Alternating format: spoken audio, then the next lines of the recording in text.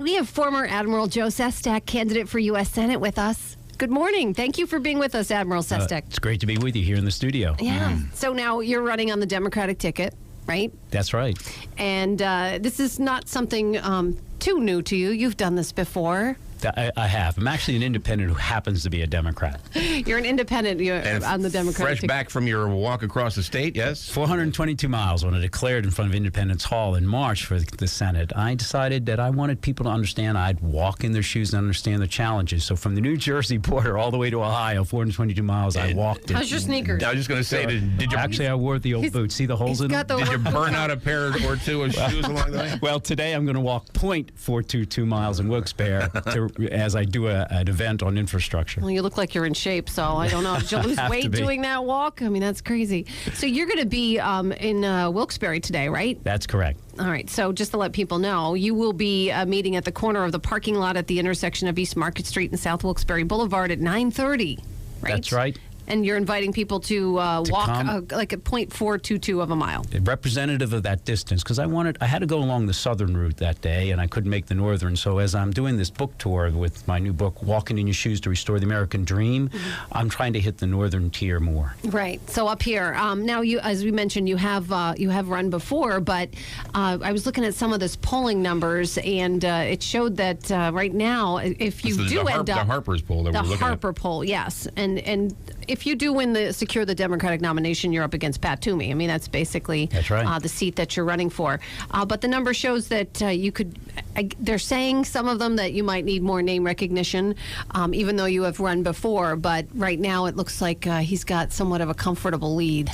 Best position I've ever been in. When I ran against Kurt Weldon with 3 months to go, I was 27 points down. And against Arlen Specter with 3 weeks to go, I was actually 22 points down. I feel very good. I do. I recall that. But, and, we often hear people who are running for office say, the only poll that matters is the one that happens on Election Day. Right. But is it not at all disheartening when you see that? Or that? Not at all. Results is all that matters. And that's why I'm actually running on accountability. Don't judge me by what I say. Judge me what I do. And as you can see, both whether it was Kurt Weldon or Senator Specter, we did pretty darn well. That's because we actually do try to get out in a grassroots way like today. But you obviously need a lot of money to run. You have to understand, it's unfortunate, but money is the mother's milk of campaigns. But the last time against Senator Toomey, I always had the biggest funding gap in the entire United States of any governor or Senate race, outfunded 3-1, and we came within 3 points when a gubernatorial candidate on the Democratic side lost by 9, almost equal money. So we can do it with a great grassroots and money. Now, this, obviously, if you secure it, then we're looking at the election against Toomey. What would you say to voters as to why you would be a better alternative to what we have now? Because trust is the biggest deficit we have in America today. It's not the national debt. Too many of our politicians, like the senators, will say one thing in Pennsylvania and then do something else down in Washington, D.C. For example, he said we need to take care of our vets. He actually voted to send me to war, visit my aircraft carrier as I was bombing away in Iraq. But he actually has voted against every Veterans Appropriations bill up till December since he was a congressman. Take the transportation bill. He said we need to have federal investment in our infrastructure in a long-term bill. But he led the filibuster on the last transportation bill and said to the Tea Party, we did something constructive today. I told you we'd kill it, and we did. He says one thing here and votes a different way down there. Well, Pennsylvania is a state that is, some people say, purple. Yes. Because we tend, it's even though a lot of times for president it seems we go Democrat, but it is a very purple state because you have very rural areas, and then you have, very blue, the big cities and stuff like that. So as a senator, it's got to be difficult for either candidate because they're so different. Some areas are just so different from others. But that's the beauty of Pennsylvania. In the last 3 years, I did 200 events every year for other people. I went around and also talked like on life sciences or whether it was rural development.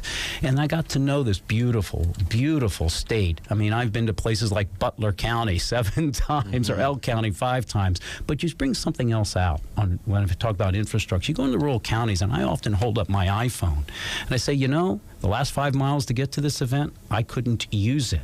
And so when you talk about infrastructure like I will today, let's understand that so many of our youth are leaving the rural counties because we're not putting the proper investment in enough type of infrastructure, broadband.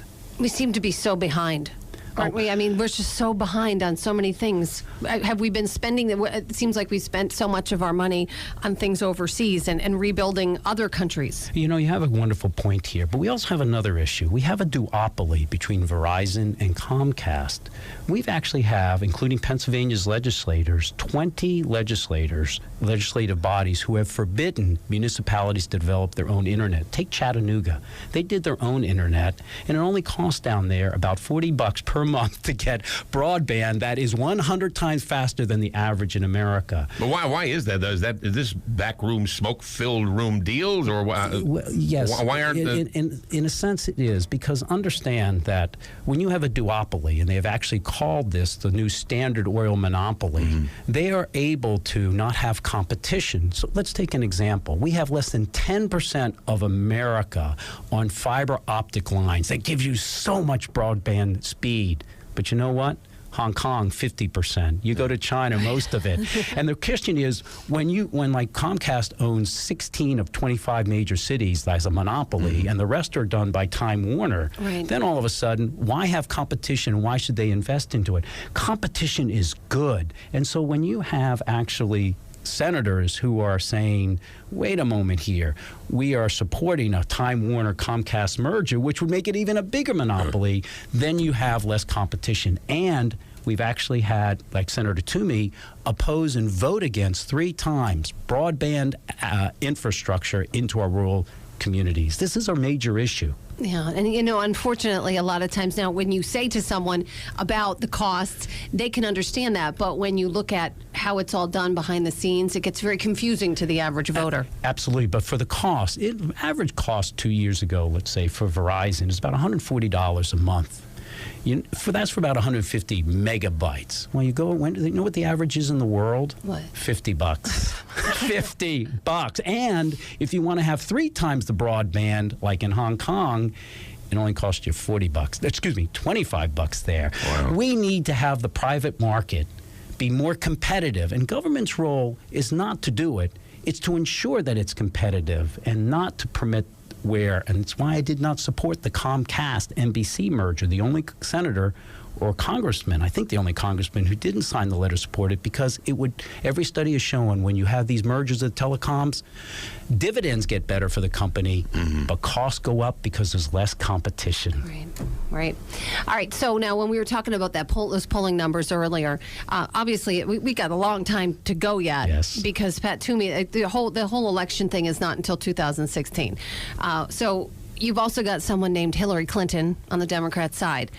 Does it help you? First of all, what do you think about her as a candidate? And do you think it'll help to have a Democrat who has a strong following to help push your numbers up when it comes to voting next year? I think highly of Secretary Clinton. I worked as Director of Defense Policy as a Navy captain when I was in the White House with President Clinton. She helped me get established the Women's Veterans Memorial, and in fact held a critical meeting on trying to have the VA open up and expand the ability for our Vietnam veterans to get treatment for Agent Orange. So I liked her because she did something.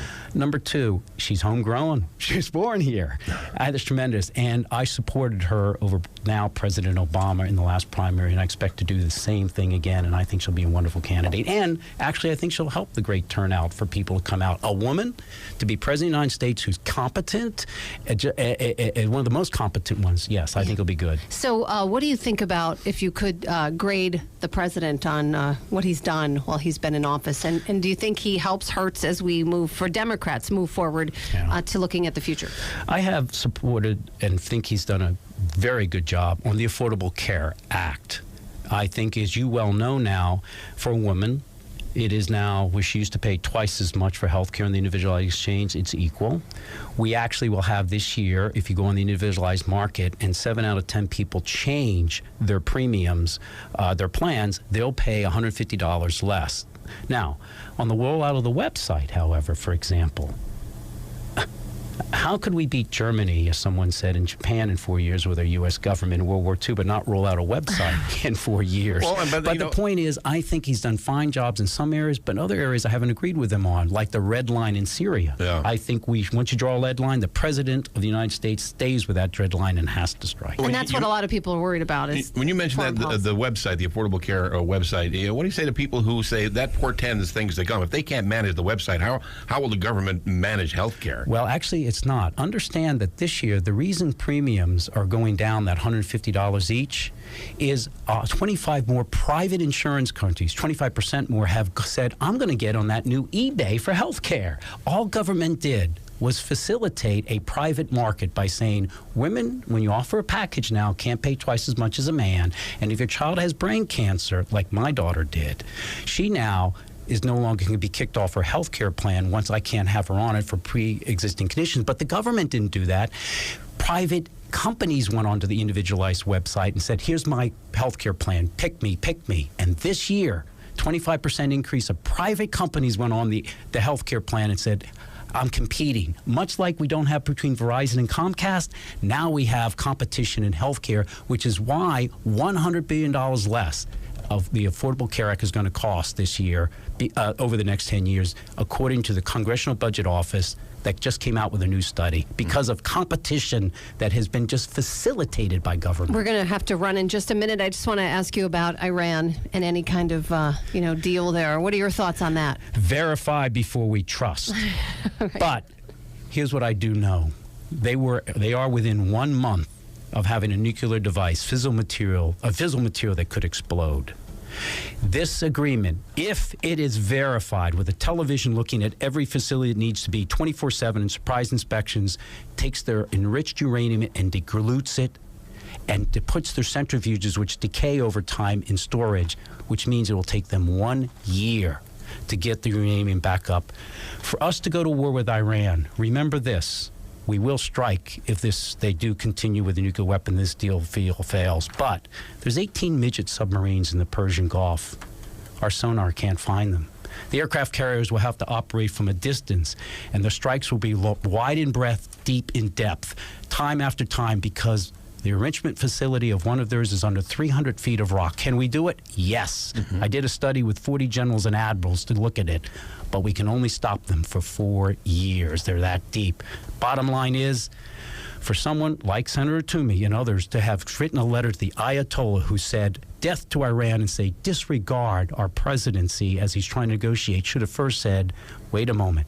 If we can verify this negotiation, actually have it locked in, just like we did with Ronald Reagan with the Soviet Union and our arms talks with him, then we may not have to go to war, and we can secure our abilities to not have Iran have a weapon for 1 year instead of a nuclear arms race with Saudi Arabia if it fails. Admiral Joe Sestak with us. Again, you're going to be in downtown Wilkes-Barre. Folks can come out today, right? I would love to see them. I want to mention it at 10 o'clock at Curry Donuts, right? That's right. Downtown. I'm trying to get the address there, but I don't have it in front of me. We'll mention it to you in just a moment. But we'll be talking to you, I'm sure, as we move towards the process. And again, that's a big race coming up next year. So good luck to you. Nancy, thank you. Thanks for great to be on with you. Thank you. Thank you very much. 8:22 at WILK.